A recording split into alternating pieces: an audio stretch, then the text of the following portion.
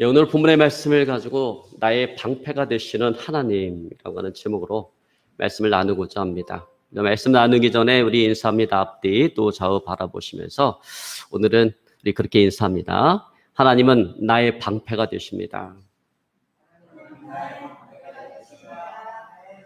아멘. 여러분, 우리가 살아가는 이 삶은 그 자체가 전쟁터입니다. 외부적으로도 그리고 내 안에서도 나를 쓰러뜨리고 넘어뜨리려는 공격이 그치지 않고 끊임없이 계속되어지고 있습니다. 아마도 지난 일주일 동안도 크고 작은 전쟁을 치르며 살아왔을 것입니다. 또 그로 인해서 지치고 또 메마른 그런 심령에 오늘 담배와도 같은 하나님의 은혜를 간절히 갈망하는 마음으로 오늘 이 자리에 나왔을 것입니다. 여러분, 이와 같은 때 누군가 내 삶에 방패와 같은 그런 역할을 해주는 사람이 있다라고 하는 것은 참으로 든든한 일일 것입니다. 자, 여러분, 그런 의미에서 하나님은 우리를 쓰러뜨리려고 하는 우리의 대적으로부터 우리를 지키시고 붙드시는 분이십니다. 방패가 되시는 분이십니다. 여러분, 믿으시기를 주님으로 축원합니다. 여러분, 사람은 누구나 다 똑같아요. 여러분, 전쟁과도 같은 삶을 살아가기를 원하는 사람은 아무도 없어요. 사람은 다 평안하고 행복한 삶을 살아가길 원합니다. 그러나 뜻하지 않게 우리 인생 가운데 인생의 위기가 다가온다라는 거예요. 누구에게나 인생의 위기가 다가온다라는 것입니다. 믿음이 좋고 신앙생활을 잘하는 사람에게도 인생의 위기가 찾아온다라는 거예요.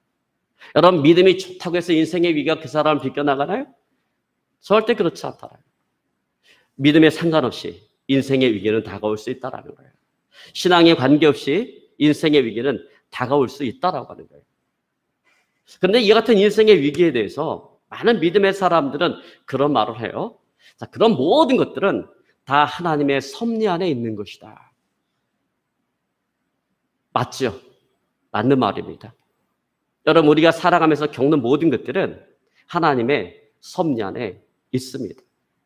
이 세상에 그 어떤 것도 우연히 일어나는 것은 없어요. 우연히 우리에게 다가오는 것은 없습니다. 자, 그런데 우리가 하나님의 섭리라고 말할 때 이 하나님의 섭리라고 하는 것이 그럼 구체적으로 이것이 무엇을 이야기하는 걸까요? 자, 하나님의 섭리를 구성하는 세 가지 요소가 있는데 그것은 바로 붙드심과 인도하심 그리고 훈련입니다. 여러분, 우리는 이것을 성경에 등장하는 인물 가운데 야곱의 인생을 통해서 또 요셉의 인생을 통해서 우리는 배우게 되었죠. 자, 여러분, 그런 의미에서 인생의 위기라고 하는 것은 하나님의 지키심과 인도하시는 그 과정 속에 우리에게 주어지는 훈련이다. 우리는 그렇게 말할 수 있을 것입니다. 여러분, 그러므로 바라기는 인생의 위기를 새로운 길을 열어주시기 위해서 하나님께서 우리에게 주시는 기회요. 또 훈련으로 받을 수 있기를 오늘 시간 주님으로 축원합니다. 자, 오늘 우리가 살펴보고자 하는 시편 3편은 다윗이 그의 인생 가운데 찾아온 그 위기를 어떻게 극복했는가, 어떻게 잘 극복했는가라고 하는 것을 오늘 우리에게 보여주고 있습니다. 하나님을 잘 섬겼던 믿음의 왕, 그 다윗에게도 인생의 위기가 찾아왔다라는 거예요.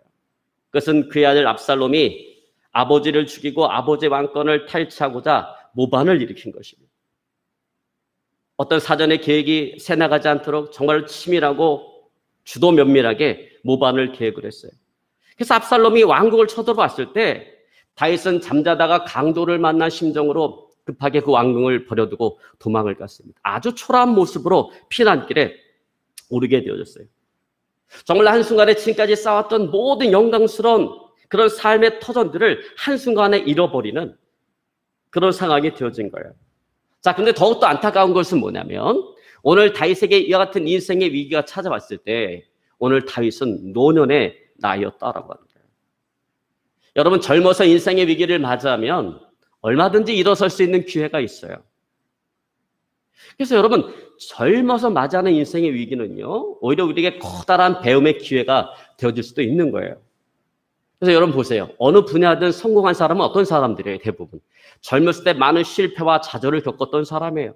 그런 실패와 좌절을 통해서 많은 것들을 배운 사람인 것입니다. 그래서 여러분, 우리 속담에도 젊어서 고생은 사서도 하라라고 하는 말이 있지 않습니까? 자, 그러나 오늘 노년에 찾아온 인생의 위기는 좀 다르다라고 하는 거예요. 그렇지 않다라고 하는 거예요. 여러분, 이제는 힘도 없어요. 기력도 없어요. 더 중요한 것은 이제 시간이 얼마 없다라고 하는 거예요. 어쩌면 다시 일어설지 못할 수도 있는 것입니다. 자, 그래서 노년에 맞이하는 일생의 위기는 이건 큰 충격으로 다가올 수밖에 없는 것입니다. 그런데 다윗은 지금 노년에 이러한 위기를 맞이하고 있는 거예요. 그것도 다른 사람이 아닌 자신이 낳은 자신의 아들을 통해서 이와 같은 어려움을 당하고 있는 거예요. 자기 아들이 모반을 일으키리라. 여러분, 누가 그런 생각을 할 수가 있겠습니까? 자, 그렇게 믿었던 만큼 믿었던 자식으로부터 당하는 그 배신이었기 때문에 그 마음의 고통은 더욱더 컸을 것입니다. 다윗은 정말 견딜 수 없는 인생의 위기를 맞이하고 있는 거예요. 근데 여러분, 인생의 위기가 정말 무서운 이유는 그게 위기 하나로 끝나지 않는다라고 하는 거예요. 이거로 인해서 또 다른 문제들이 꼬리에 꼬리를 물고 계속해서 다가온다라고 하는 거예요. 자, 그 가운데 하나가 뭐냐면 사람들이 등을 돌리는 거예요. 그동안 믿고 의지했던 그 사람들이 등을 돌리는 거예요. 참 가슴 아픈 일이죠. 내가 건재하게 섰을 때는 나에게 찰싹 달라붙어서 간이라도 내어줄 것처럼 그렇게 충성했던 사람들이 인생의 위기를 맞이하면 나 몰라 한다라는 거죠. 오히려 적으로 돌변한다라는 거예요. 오늘 다윗이 그렇습니다. 그가 이스라엘 왕으로 건재하게 그 나라를 통치하고 다스릴 때는 그게 착 달라붙어 충성 맹세를 했던 사람들이 이제 도망자의 신세가 되니까 압살롬에게 달라붙습니다. 그리고 이제는 오히려 그 다윗을 죽이려고 해요. 자기에게 은혜를 베풀어 줬던 그 다윗을 죽이려고 합니다. 여러분, 그러므로 오늘 본문의 말씀 1절에 다윗은 이렇게 고백합니다. 여호와여, 나의 대적이 어찌 그리 많은지요. 일어나 나를 치는 자가 많도소이다. 자, 여러분, 여기서 다윗은 여호와여, 나의 대적이 어찌 그리 많은지요 라고 탄식합니다. 탄합니다. 자, 도망자의 신세가 되어진 인생의 위기를 맞이한 다윗이 가장 먼저 깨달았던 것은 뭐냐면 나의 대적이 정말로 많다라고 하는 거예요. 내가 힘있고 평안할 땐 전혀 몰랐던 것을 오늘 다윗은 새롭게 보게 되어지는 것입니다. 여러분, 정말로 누가 나를 사랑해주는 사람입니까? 정말로 누가 나의 진정한 친구입니까? 정말 누가 나를 위해서 일해주는 사람이에요. 여러분, 내가 힘있고 평안할 땐 몰라요. 그러나 인생의 위기를 맞이해보면 안다라고 하는 거예요. 인생의 위기를 맞이했는데 그럼에도 불구하고 이해 득실을 따지지 않냐고 곁에 있어주는 사람, 그 사람이 진정한 친구인 것입니다. 여러분, 바라기는 여러분의 인생길 가운데 그런 사람들이 정말 많기를 주님을 축원합니다. 정말 내가 힘들고 어려울 때 나와 함께 해주고 나를 위해서 기도해주는 사람이 많게 되시기를 오늘 시간 주님을 축원합니다. 자, 또 이러한 인생의 위기를 맞이했을 때 찾아오는 어려움은 뭐냐면 내 스스로가 마음이 너무나도 약해진다라고 하는 거예요. 여러분, 인생의 위기를 맞으면 강하고 담대하게 이걸 부딪혀야 되는데 내 스스로가 마음이 너무나도 약해진다라는 거예요. 여러분, 사람은 누구든지 인생의 위기를 맞이하면 마음이 약해질 수밖에 없어요. 그래서 정상적인 판단이나 사고를 하기가 너무나 어렵습니다. 여러분, 제가 신학교 다닐 때 실천신학을 가르쳤던 그 교수님이 계셔요.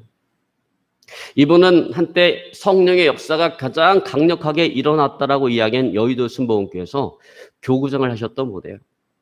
근데 이분이 이제 학위를 다 마치고 한세대학교 이제 실천신학 교수로 왔어요.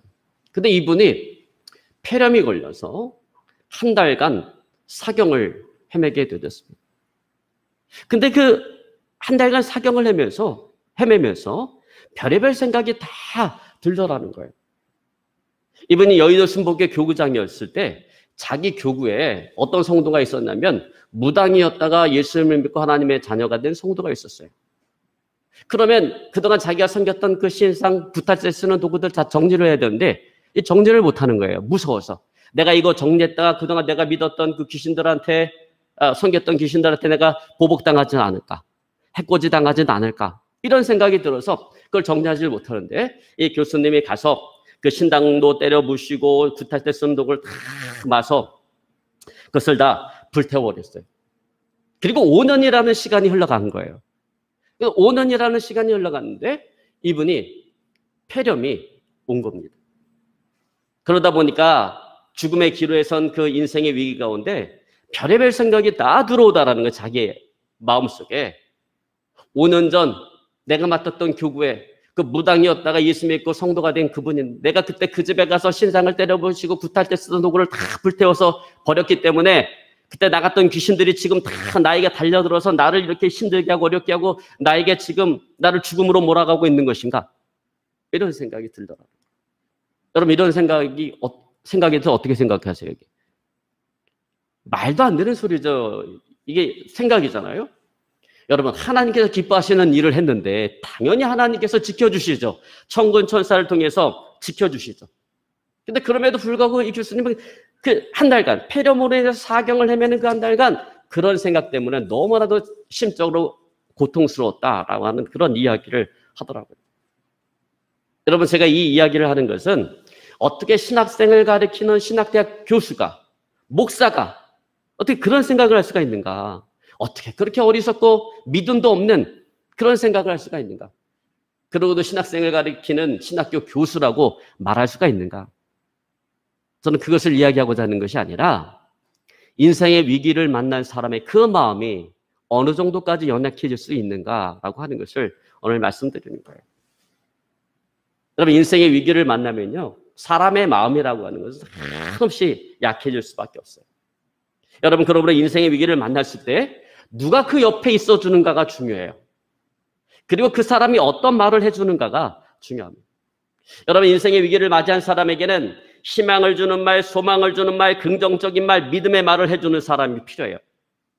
그러면 여러분, 인생의 위기를 맞이한 사람에게 항상 긍정적이고 소망을 주고 희망을 주고 믿음을 주는 말을 항상 하시기를 오늘 시간 주변으로 축원합니다. 근데 여러분, 우리 주변에 보면 인생의 위기를 만난 사람에게 꼭 선지자 노릇하는 사람들이 참 많이 있어요. 저도 그걸 많이 겪어봐서 참 얼마나 마음이 힘들고 어려운지 몰라. 그렇지 않아도 내가 힘들어 죽겠는데 그 사람이 하는 말 때문에 얼마나 마음이 힘들고 어려운지 몰라요. 꼭 욥과 같은 사람이 있어요. 그냥 좋은 말을 해주면 되는데 어려움 당한 사람에게 위로의 말을 해주면 꼭 욥과 같은 사람이 있다라는 거예요. 네가 죄를 지어서 그래. 너 죄 회개하지 않으면 절대로 하나님의 도움을 받지 못할 거야. 그런 식으로 이야기한다라는 거예요. 선지자도 아니면서 마치 선지자 노릇한다라는 것입니다. 여러분, 특별히 기도를 많이 한다라고 스스로 자타가 공인하는 사람일수록 자꾸 이런 선지자 같은 노릇을 하려고 하는 사람들이 너무나 많더라고요. 요즘에는 그런 사람들 보면 바늘만 있으면 입을 팍 꼬매주고 싶어요. 그런데 다윗도 인생의 위기 앞에 이런 위로의 말, 소망의 말, 긍정의 말, 믿음의 말을 듣지 못했던 것 같습니다. 그렇지 않아도 힘든 상황인데 많은 사람들이 오늘 다윗을 향해서 부정적인 말을 합니다. 여러분, 2절에 보니까 이렇게 말씀하세요. 많은 사람이 있어 나를 가리켜 말하기를 저는 하나님의 도움을 얻지 못한다 하나이다. 여러분, 정말 인생의 위기를 만나서 죽을 둥 살 둥 이렇게 살아가고 있는데 한두 사람도 아니고 많은 사람이 이렇게 이야기한다고 한번 생각해 보세요. 하나님께서 너를 버리셨어. 너는 절대로 하나님의 도움을 얻지 못할 거야. 이렇게 말한다고 생각해 보세요. 정말로 끔찍한 일이에요. 여러분, 이게 살라는 이야기입니까? 죽으라는 이야기입니까? 죽으라는 이야기죠. 이건 심장에 비수를 꽂는 일이에요. 근데 여러분, 우리가 알다시피 다윗은요, 과거가 있는 사람이에요. 어떤 과거입니까? 자기에게 충성을 다했던 신하 우리아의 아내 바세바를 범하는 간통죄를 저질렀어요. 그로 인해서 바세바가 임신을 하니까 이번에는 그 간통죄를 숨기고자 우리아를 전쟁 그 최전방 가장 최전선에 대 세워갖고 화살바지로 만들어서 죽게 만들었어요. 간통죄를 숨기고자 더 큰 살인죄까지 저지른 것입니다. 여러분, 그러므로 성경은 사무엘하 12장 11절로 12절에 하나님께서는 나단 선지자를 통해서 다윗을 향해서 이렇게 선고하셨습니다. 내가 네 집에 재화를 일으키고 내가 내 처들을 가져 내 눈앞에서 다른 사람에게 주리니 그 사람이 내 처들로 더불어 백주에 동침하리라. 너는 은밀히 행하였으나 나는 이스라엘 무리 앞 백주에 이 일을 행하리라. 여러분, 이 일을 누가 했어요? 이 일을 다윗의 아들 압살롬이 했어요. 세상에 어떻게 그런 자식이 있는지. 아버지가 왕궁을 버려두고 피난 나간 사이에 아버지의 후궁들 있잖아요. 후궁들을 왕궁 그 옥상, 아니 그 지붕에 올려놓고 그 모든 사람들이 보는 앞에 백주에 자기 아버지의 그 후궁들과 동침한 사람이 누구냐면 그 아들 압살롬입니다. 자, 이것이 바로 다윗이 저지른 그 죄에 대한 죄값이라는 거예요. 형벌이라는 거예요. 다윗은 나단 선지자로부터 이와 같은 선고를 들었을 때 정말 가슴을 찢고 애통해하는 마음으로 하나님께 회개했어요. 그래서 하나님께서 정말 애통하고 통해 자복하는 마음으로 회개하는 그 다윗을 바라보면서 다윗의 죄를 용서해 주셨어요. 그러나 그 죄값은 치르게 하셨다라고 하는 거예요. 여러분, 그러면 지금 아들 압살롬의 반란, 그것도 이런 죄값 가운데 하나인 것입니다. 그러나 여러분, 우리가 살아가면서 되도록이면 죄를 짓지 않아야 돼요. 그런데 많은 그리스도인들이요, 신앙생활을 참 이상하게 생각해요.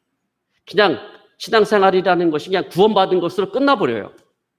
아유, 뭐 이제 구원받았으니까 나 천국 가는 거 보장됐어. 뭐, 아유, 천국만 가면 돼. 뭐 상급 같은 거 필요 없어.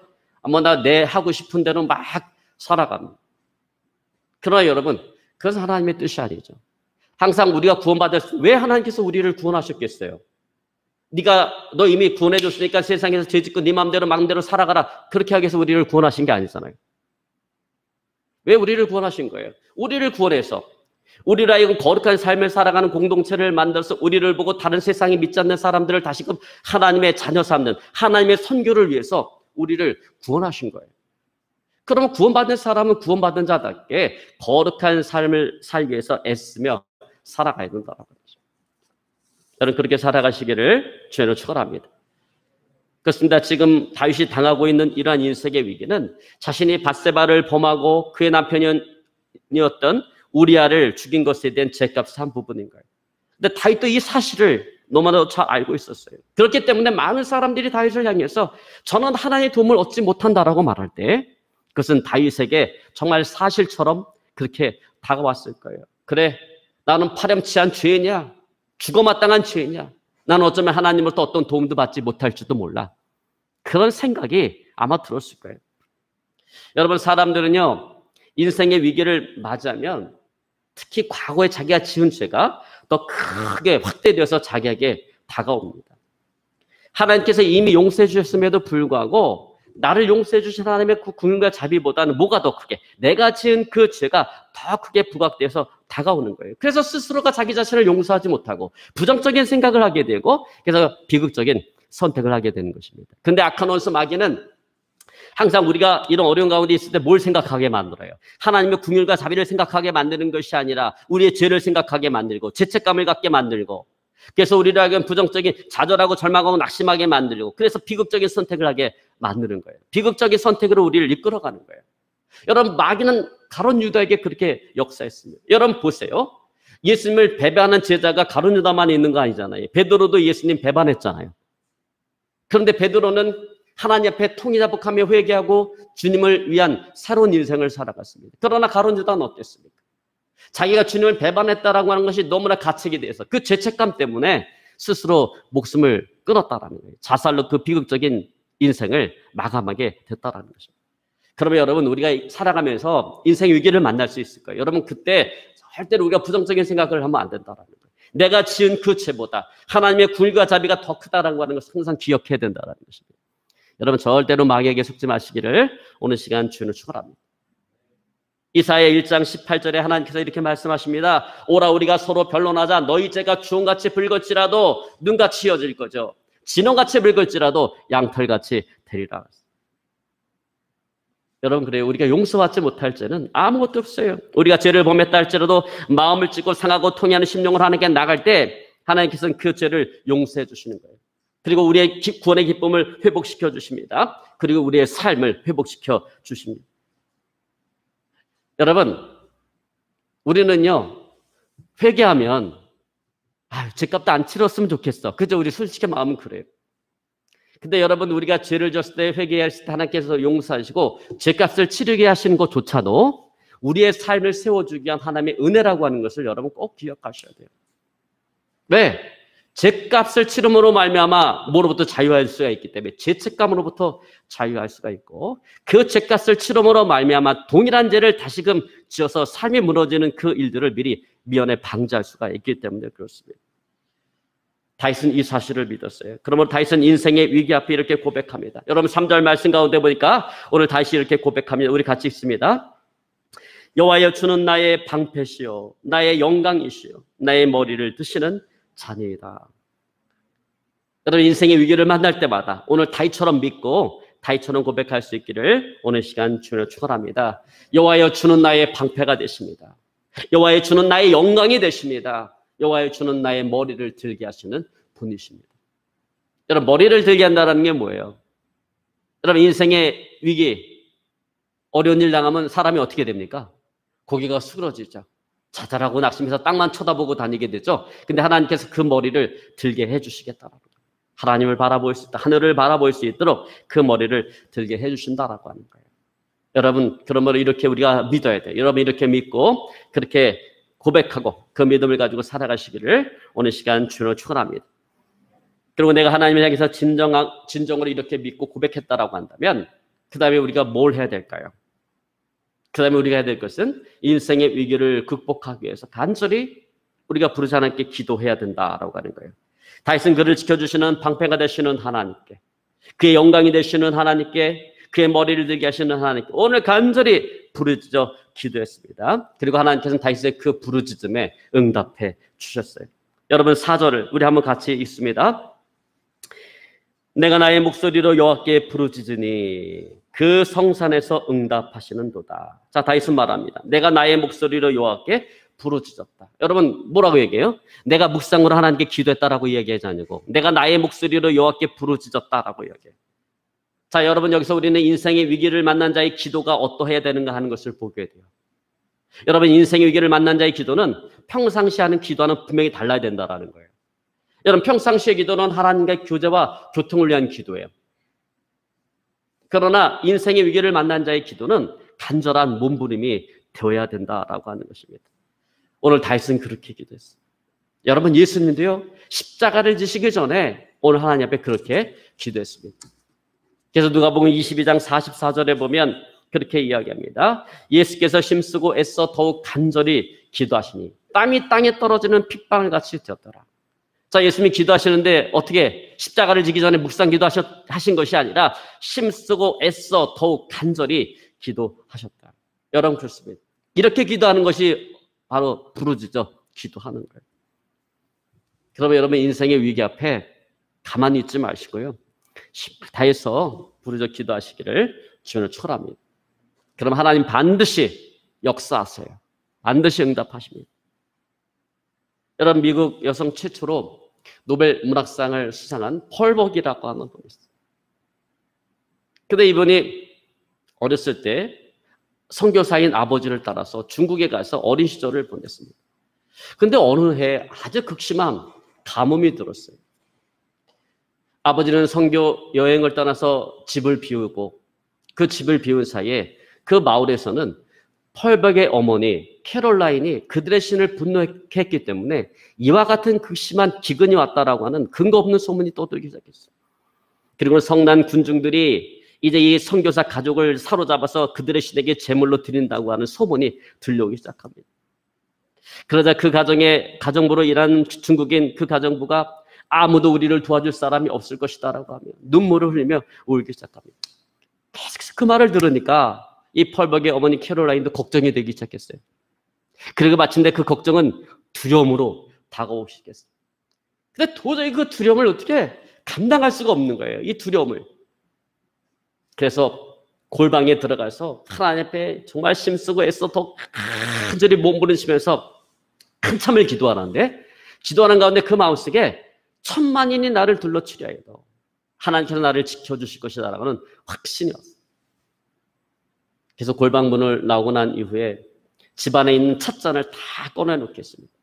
그리고 거기다 차를 따로 놓고 집안에 있는 접시를 다 꺼내놓고 거기다 케이크와 과일을 담게 했습니다. 그리고 대문을 활짝 열어놨습니다. 그러자 잠시 후에 몽둥이를 든 성난 군중들이 그 활짝 열린 대문으로 쳐들어왔어요. 그때 캐롤라인이 그렇게 말합니다. 잘 오셨습니다. 기다리고 있었습니다. 여기 차려진 케이크와 과일 그리고 좀 차를 드십시오. 정중하게 권하자 그들은 못 이긴 척하고 들어와서 케이크를 먹고 과일을 먹고 차를 마시기 시작했어요. 그런 동안 캐롤라인은 오르간에 앉아서 오르간을 연주하면서 중국어로 찬양을 부르기 시작했어요. 그 찬양을 부르는 동안 숙연해졌어요. 침묵이 흘렀습니다. 그 어떤 소리도 들려오지 않았어요. 마침내 찬양이 끝났어요. 그저 성난 군중들은 서로 얼굴을 쳐다보더니 서로 멋져가면서 한 사람 두 사람 그 자리를 떠나기 시작했습니다. 그리고 마지막 사람이 그 자리를 떠났을 때 하늘로부터 그렇게 기다렸던 단비가 쏟아지기 시작했어요. 인생의 위기를 만난 이 캐롤라인의 가정에 하나님은 그 가정에 방패가 되어주신 것입니다. 여러분, 인생의 위기 앞에 우리는 우리 인생의 방패가 되시는 그 하나님께 부르짖어 기도해야 돼요. 그러면 하나님께서 반드시 역사하십니다. 반드시 응답하십니다. 그리고 그 살 길을 열어주십니다. 자, 오늘 본문의 위기를 만나 부르짖는 다윗에게 하나님께서 응답하셨는데 그 응답은 어떻게 왔습니까? 오늘 다윗에게 찾아봤던 그 두려움을 걷어가는 것으로 오늘 기도의 응답이 왔다라고 하는 거예요. 자, 여러분 5절로 6절 우리 한번 같이 읽습니다. 내가 누워 자고 깨었으니 여호와께서 나를 붙드심이로다. 천만인이 나를 둘러치려 하여도 나는 두려워 아니하리이다.